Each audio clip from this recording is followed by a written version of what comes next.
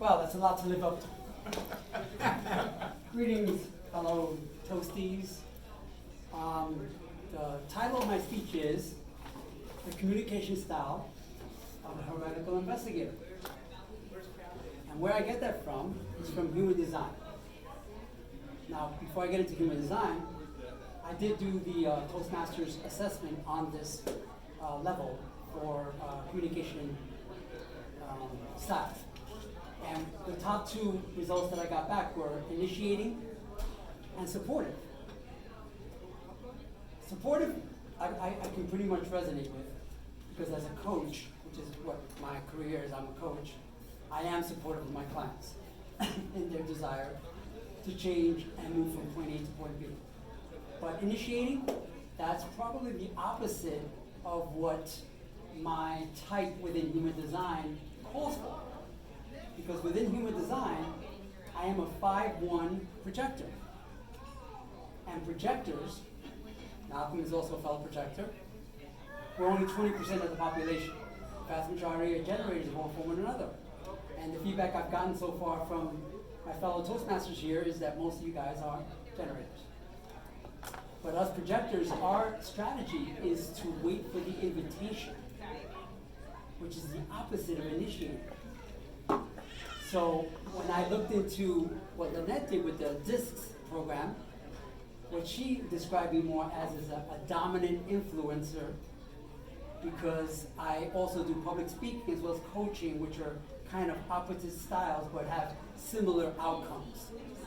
I do influence and I teach when I'm doing public speaking, but I also help that, pull that out of my clients and then reflect back to them what it is I'm hearing from them in that manner.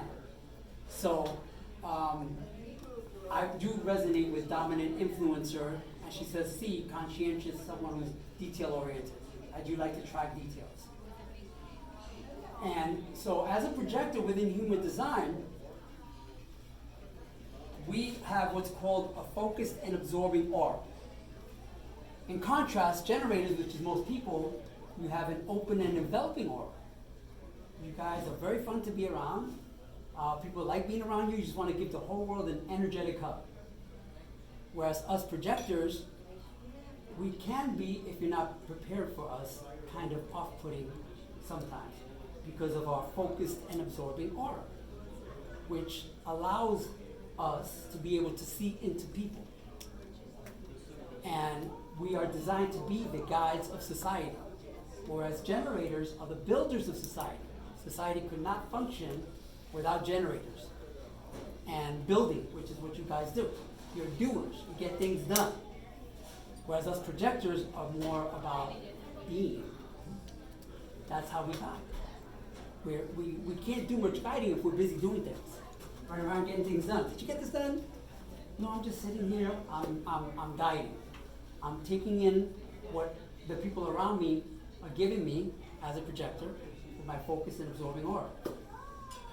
Now, in the interest of, there's a lot more to it than just that within human design. But in the interest of brevity, we'll move on to my profile, which is as a 5-1. Now, the human design profile has roots in, some of its roots in the Chinese I Ching, which is one of the oldest divination texts that is still in use after 2,500 years. And so the lines are called, they're, 1 through 6 within human design. And so I have the conscious line, which is the first number. The 5th line is my conscious line, which is the heretic.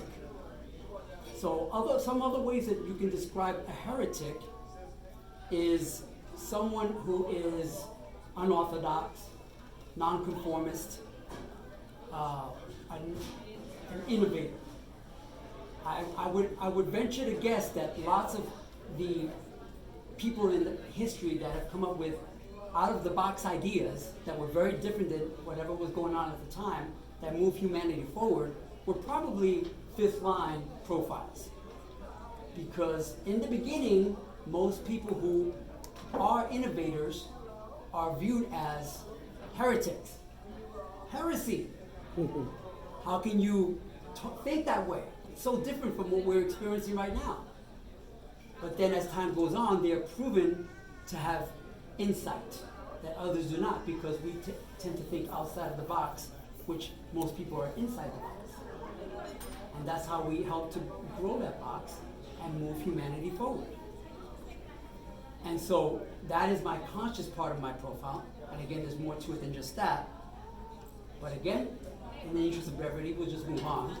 The unconscious side of my profile, which is the one line, is the investigator.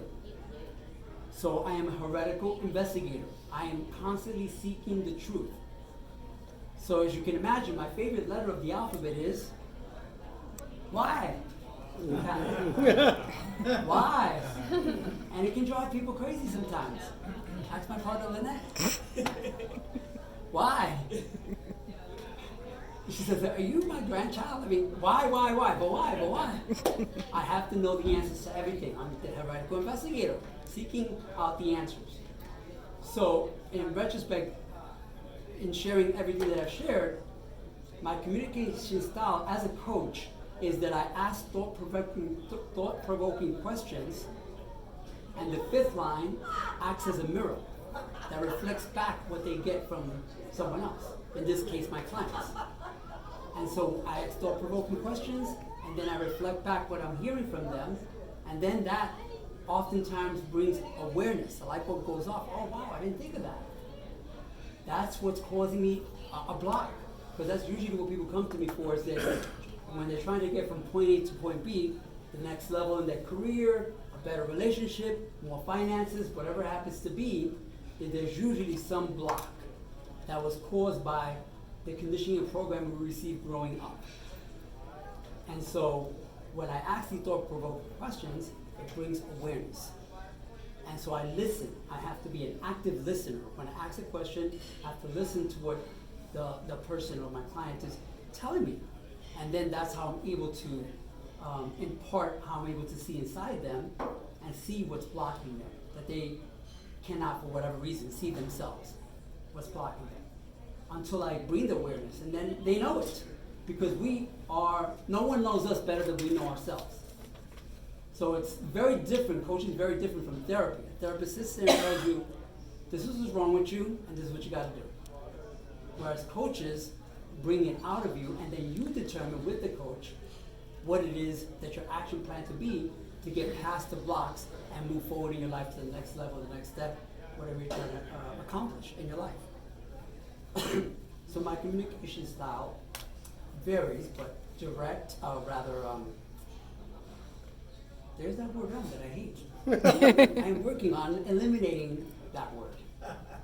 So in retrospect, my style is dominant influencer. Part of the dominance comes from within human design. There are 9 energy centers. One of them is the will center or the ego center. And I have that defined, which means I'm constantly projecting energy from there. It makes me very forceful in my will. So that's probably where the dominance comes from. And then influencer is in my public speaking style that I share information for people as a heretical investigator. So that's how I perceive my communication style. Thank you for listening.